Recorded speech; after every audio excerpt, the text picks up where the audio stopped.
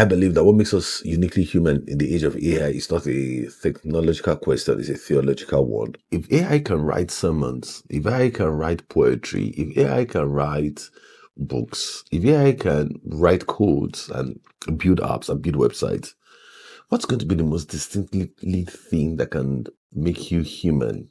AI is created in the image of the programmer. So AI is created in the image of maybe the founders of ChatGPT or the founders of Claude or the founders of Gemini or Copilot. But we are created in the image of God. The worth of every human being is directly linked to the worth of God. Now, AI reminds us of this truth powerfully because the more impressive AI becomes, the more obvious it is that only something made in God's image can stand in awe of creation and worship the Creator. One of the things about Imago Dei is the creativity. One of the reasons why man won on earth is because man was created in the Imago Dei of God. Not motivation, not hype, but real clarity. Hi, welcome to another 20 Minutes with PKay episode. It's always a pleasure to be with you every single week. We come to you with what we believe insights and wisdom that can aid you to navigate in life. One of the things that we have come to realize is the fact that we're living in probably the most astonishing and what they call something unprecedented times. You understand? I mean, recently I got to hear that the leaders of the three top AI companies, the Anthropic, Cloud, ChatGPT, and Gemini, they went to meet the president of the United States, and they told him, said, in 2 years, AI will probably be more intelligent than human beings. So that got me thinking, and that got me making sure that I'm asking myself. I said, what does so if AI can write sermons, if AI can write poetry, if AI can write books, if AI can write codes and build apps and build websites, what's going to be the most distinctly thing that can make you human? So the question is, what makes us human in the age of AI? What distinctively makes us human in the age of AI? And this question goes on to how we would address things like identity, dignity, creativity, the worth thing, how would address things like justice, ethics, and everything that would be coming out. What's consciousness in the age of AI? And that began a thought process in my mind. And I began to ask myself, I said, if AI can do many things that we're probably doing today, then how relevant will people be for the last 200 years? I mean, industrial revolution has made it easy for us to define ourselves by our productive worth, by the things that we produce. So we went to school, we became lawyers. So we had cultural identities. We had, I'm a doctor, I'm an engineer, you understand? I would build our identities like that. Now, the question is, if I could do those things that I've probably gone to school to spend 4 years to do, 5 years to do, then where does it leave humanity? Where does it leave us? Where does it leave? What questions does it leave us? If the most brilliant ones of us were writing poems, we're writing books, or we're writing songs, that AI can do all that thing, probably even better than we're doing. So how would we have our worth? What will make us worthy? What will make us think about dignity, the dignity of labor, you understand? What will make us think about the ability to exercise processes, you understand? So those are the things that are just in my mind. And I'm just saying to myself, I said, there will be a major crisis very soon. There will be a human crisis very soon. And I mean, I told one of my daughters in church, that pastor, I said, she read counseling. I said, why don't you position yourself as a clinical psychologist? Because there will be a lot of clinical psychological cases, because a lot of people will need to understand. Because when AI takes your job, I mean, someone sent me something. He said, I think it was General Motors that disengaged with 1,000 people in America and brought in 50 robots to do the job of 1,000 people. I mean, I was discussing with the family, and the husband was trying to tell the wife, he said, your job is gone in the age of, your job is gone. Better position yourself better, So you're hearing things like that. So, but in the midst of all these upheavals and those positioning, how do we position you so that you can be a step ahead of the trend? And how do I make sure that you're not going to be a product of the influence or the impact of AI, but you're going to be a creator in the days of AI, you understand? So, now, I mean, this question is echoing in bedrooms, in boardrooms, in universities, So if machines can think better, if machines can create faster, if machine can work cheaper, so what makes human unique anymore? You understand?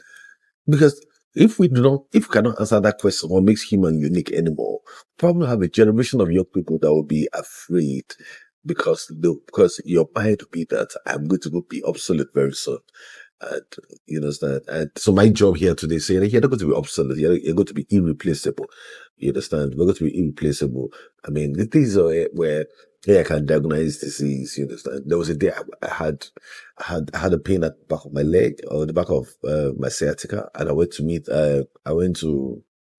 do an MRI, and I saw the MRI. I didn't need the doctor to interpret it for me. I just put it to ChatGPT. ChatGPT explained it to me. This is what you should do. This is what you should do. By the time I was seeing the doctor, and the doctor was saying everything he wanted to say, you know, and I said, well, ChatGPT had already told me that, you know, so they can diagnose disease. They can tell you, you understand. And I mean, they told me if you want to be free from it, this is what you should do. This is what you should do. This is what you should avoid. And I mean, I did this, and I became better. So I believe that what makes us uniquely human in the age of AI is not a technological question, it's a theological one. And the question is what makes you, what makes you, what makes you distinct, what makes you unique. So I'll talk to you about some points and I will just leave you like that so that you can keep thinking about it. Number one, what makes us unique is that we're created in the image of God, the Imago Dei. You understand? We are created and we have the stamp of divinity upon ourselves. Now, what separates us from AI is not intelligence. What separates us from AI is not the ability to be fast, because AI can do faster calculations than us. I mean, AI, put AI to calculate billion things, AI will calculate it. So it's not intelligence. You understand? But what separates us is the Imago Dei, the fact that we're made in the image and the likeness of God. Genesis chapter 1, verse 26 and 7. AI is created in the image of the programmer. So AI is created in the image of maybe the founders of ChatGPT or the founders of Claude or the founders of Gemini or Copilot. But we are created in the image of God. So why AI can process data, you carry divine dignity. You carry divine dignity. And that's why you must start from a base level that every human being, inclusive of you, you have intrinsic worth. And that intrinsic worth is an infinite worth. It's from newborn baby to the elderly woman in the village. You understand? No AI system would ever have inherent dignity. So you can shut down the server, you can, and it still work. But your value is eternal. Your value does not be. Your value is not is subject to the fact that somebody shuts it down. You understand? So do not forget. Now, it was the late British theologian John Scott who said the worth of every human being is directly linked to the worth of God. Now, AI reminds us of this truth powerfully because the more impressive AI becomes, the more obvious it is that only something made in God's image can stand in awe of creation and worship the Creator. You know, so you have to understand that what makes us uniquely us, what makes us unique, what makes us human beings. I mean, that means that the things that we've been driving our lives, or the mirrors that we're using to pursue ourselves, are not really what the things that we should do. You understand? What makes you uniquely human is you, and the fact that the image of the Creator is stamped upon you. So, I mean, that's one reason why we should be on the lookout for the image, the Imago movement, you understand? But building the Imago movement, because I believe that this Imago movement will be the one that would be in a position to help the world in this time. And this, when we're going to help the world, we're going to help the world in the sense that a lot of people will have this. I mean, like I said, it's going to be a major human crisis, a major human crisis. And because of that major human crisis, we'll just find out how to resolve it. And there's the only way we can resolve it is to remind men and human beings that they were created in the image of God and they were the Imago Dei. You understand? So now let's leave it like that. So let's go to the second thing that makes us uniquely human. Number two is that we have the breath of God. You understand? We have a living soul and we have consciousness. That's important. You understand? AI will never have consciousness. AI has no breath. AI can use electricity as electricity. Yeah, you understand? But you and I have the breath of God, you understand? And you know the Bible says that, I think in Genesis chapter 2, verse 7, it said, and God breathed into man, and man became a living soul. And you see, in the process of his soul that man has, the Raush, that's the Hebrew word, the Raush. In fact, for the man had, you understand, man has the ability to do fact that because man has a soul, you understand, the man is just not like any other being, any other animal. So we're not in the class of animals, we're in the class of God. You know, no matter what your biology teacher teaches you in school, you understand? I mean, you're in the class of God. So it tells you how that breath really, because the mystery of man is not just the fact that man was created by hands, but also the fact that man was breathed into by by the divine being himself. And when it be breathed into man, man became a living soul. And that means that, that tells me why a lot of people are unhappy. They're unhappy because our soul is from God. We have a connectivity to God, and that connectivity can only be satisfied. It's a God-shaped part of us that can only be satisfied by God Himself. So if we live our lives devoid of God, we will live our lives devoid of happiness, and that's just the truth. Whenever you see people have this kind of challenges, you now begin to understand why it's important and imperative that they understand what it is to have consciousness. What does it mean to have? You understand? What does it mean to have a soul?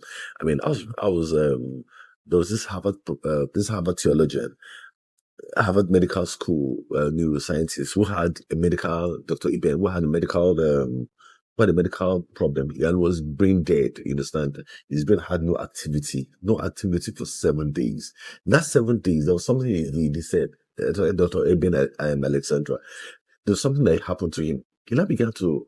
He said in that 7 days he went to heaven. So that was when he wrote the book, The Proof of Heaven. You know, said he went to heaven. And some of the things he saw were these that he started talking to God. But it's this time that there were many, they were monitoring him on the bed, on the what they call hospital bed. That it was instead of coma, virtually brain dead, was in coma. You understand? But they were even thinking of where to take up the machines and probably just declare him dead. You understand? And then he came back to life. So, but you know, said he had a dream of heaven. He was in heaven, but there was no movement of the brain. There was nothing. So that means that there was a consciousness that the brain and the machines could not capture. And that's amazing. You understand? I mean, he went on to write about that there's a proof of life. So it's consciousness. So that AI has no consciousness. AI has no breath. AI has electricity, but it has no breath. You know. So this thing is what gives us self-awareness. This is what gives us moral intuition, the ability to know right from wrong, even when no one is watching. So we all know what is right, what's wrong, and the capacity. And this thing is what also gives us the capacity for genuine love. So we can really love people. I mean, why would you love someone? So at times, I mean, you had the story of a man who was the prince, what do you call it? The former king of England, King Edward, who vacated his throne because of the divorcee. He left the throne. Even Harry left the glamour of the British monarchy and said, okay, you know what, I'm going to follow this woman out. You understand? I mean, how can you explain love, if not for the fact that you know that we have a soul, that we have something that's connected to something different? You understand? So I can write love letters in seconds, but only a human being can stay awake in the middle of the night praying for a child who is not feeling well. You understand? Only a human being can forgive. Only a human being can look at someone who has tried to hurt you, who has tried to anything to you, and I forgive you. You know, and that's why I say that only a human being can actually worship in spirit and in truth. So in the age of AI, it's important that you and I become guardians of soul care. You understand? While the world changes artificial intelligence, we must cultivate authentic spirituality. You understand? I mean, I shared in church one day, I said, I'm not in the business of writing beautiful sermons any longer. You understand? I mean, you can see many books here. There's some books everywhere in this studio. I'm not in the business of writing books. Yes, I still read them. I'm not in the business of writing books. On my laptop, there are probably like 5,000 books. I mean, I mean, I'm amazed that AI would defeat me in the scheme of writing sermons, But I said that AI can never bring out the presence of God. AI can never worship God in spirit and in truth, and that makes us unique. And that tells me some things has really happened. You understand? I mean, the angels can excel in strength. You understand? But God still decided that it was a human being he wanted to fellowship and react with and relate with. So that makes me know that human beings are peculiar people. At the age of AI would explain and expound our peculiarity. Now, the third point I want to also say now is the fact that we have creative dominion and we have moral agency. You understand? Now, when God created the earth. He gave human beings dominion. In so Genesis chapter 1 verse 20 says, shall they have dominion over the earth? And AI is part of that dominion. AI is one of the things that we created as part of our dominion. So AI cannot dominate us. We're the ones that created this part of things. Like so AI creates by recombining existing data.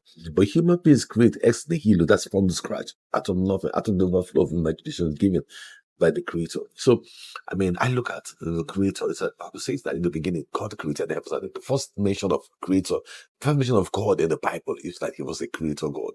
So that means that we're in the area. Despite the fact there's so much chaos and disorder, that what will not happen is that our creative tendencies will not become the most important thing. I mean, something blew my mind recently. The School of Hard Knocks, they used to do, I mean, I don't know if you saw that. They used to do interviews. The guy would go around do interviews with people. And when they interviewed Africa's richest man, Aliko Dangote, and he asked Aliko Dangote, do you believe in God? He said, yes, I believe in God. He said, I am the proof. I mean, I went into church and I told my church people, I said, if Aliko Dangote could prove that God is alive, then you and I will have to prove that Jesus is alive. Now, our lives must be the living proof, you understand, that Jesus is alive. Now, we must be the physical manifestation, the expression, the theological agreement and end of discussion that Jesus is alive. You understand? That's the infallible proof that we are alive. So, I mean, it was, and I said that accounts, the Imago Dei accounts for how Dangote has been able to build a refinery that probably reversed 40 years of problems in Nigeria. And I said to myself, man, there was a day I woke up and I said to myself, you know what? If Dangote, one single man, could reverse 40 years of misfortune of a country, then that means that it's possible that one man can also reverse the remaining misfortune of corruption, of lack of integrity of the land. You understand? The land, the what do you call it? The the weightless, the aimlessness of a country, the meaninglessness that's going on, the absurdity that is going on, the foolishness that is in high places. So I just said to myself, I said, one man can do that. Mahatma Gandhi was one man who brought out the British Empire. So, I mean, I can tell you about world-class examples of how Beethoven composed the Ninth Symphony while going deaf, driven by passion and suffering. And an African mother who probably lost everything in the war will still sing a new song of hope, you understand? And the young entrepreneur in our church who turns nothing into a business that employs many, many people. So AI cannot dream eternal dreams. AI has no moral agency. AI cannot choose to fast and pray for today's. He cannot lay down his life for his friends. And that's why we must raise the new generation as we're doing the podcast of young people who are spiritually awake, creatively explosive, and morally courageous, who use AI as a tool while refusing to bow to it as a god. And the final thing that makes you unique, which I want to talk about, is the eternal destiny and redemptive love. Now, AI has no soul to save, but you do. And AI will never stand before the judgment seat of Christ, but you and I will. Jesus did not die on the cross for machines, but He died for you. He died for me, because your own soul is of infinite value. In the age of AI, the gospel becomes even more beautiful. While everything can be replicated, grace cannot. Forgiveness cannot. The cross cannot. The empty tomb cannot. The most powerful response to AI, therefore, is not fear. It's worship, the worship of the King. And when the world bows down to artificial intelligence, the church must rise in authentic devotion to the living God. So listen to me, everyone listening to me. The world may be trying to reduce your productivity to your followers, amount of followers, or your data plans, or your data points. But the Heavenly Father says to you that you are fearfully and wonderfully made. So you are not data, you are destiny. You are not code, you are called. You are not artificial, you are anointed. So in the age of AI, the church who knows who she is the most influential force on earth. And therefore, for us as a church, we always say that in the next 5 years, we're going to be the most influential and powerful church. So I just said to myself, I said, maybe that the reason why is because the church that really knows what it is to be human, be able to meet it this time. So if you have been feeling worthless, I think, or anxious about the future, or tempted to bow down to technology instead of God, I think it's time to come forward to God so then begin to speak to Him, because you want the breath of God to refresh you and let your soul come back afresh. You want to dedicate your gift, your calling, and your future to the glory of God in the age of AI. And I think this is our moment. You understand? So may the God who breathed life into a human being on the day of creation, may He also breathe into your spirit. And may you walk in the dignity of the Imago Dei, the creativity of dominion, and the love of the Father who calls you His own. in Jesus' name. And that's one of the reasons why I will not leave here without letting you know that this is probably your most beautiful moment on earth. That when the world enters into darkness, the Bible says that upon you light shall arise. I think because the Lord is afraid of what's going to go on. But I think it's time that all of us with authentic devotion can rise up and begin to worship God again. So what does makes you human in the age of AI is the Imago Dei. The Father, you were created in the image and likeness of God. And you see, the journey of image is the journey from image to likeness. I'm sure, like, if you can go back to all our past videos, you understand, I begin to see how we journey from image to likeness. We journey from image to likeness. And when we get to likeness, we cannot transform society back again. And I think that it's time for us to do that again. It's time for us to begin to think about that again. It's time for us to begin to look at it again. To be able to say, okay, this is what we should do in our time, such as this. Wow, have you been blessed by this? If you have been blessed by this, please share widely. It helps the algorithm. It helps keeps us online. You understand? I mean, I was telling them in church. I said I have to raise up a group of support systems. So just keep the shows online because it costs a lot of money to do the videos and to post them online and to let you know that we're still available to make sure that you have the best insight. That no matter what's going on, we can make sense of everything. We can make sense of the chaos in the land. Because God has a plan for you. God has a future for you. You are called. You are not a code. You are called. And like I said, you are not a data. You are destiny. And you are not artificial. You are what? You are anointed. You are anointed for signs and you are anointed for wonders. And I think in Romans chapter 8, verse 19, it says that the earnest expectations of the creatures are waiting the manifestations of the sons and daughters of God. So it's time for you to face your calling because creation is waiting for you. It's waiting for all of us. It's time to manifest. God bless you. See you same time next week.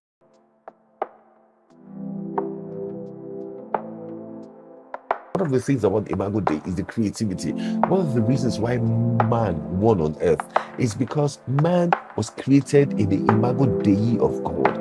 Not motivation, not hype, but real clarity.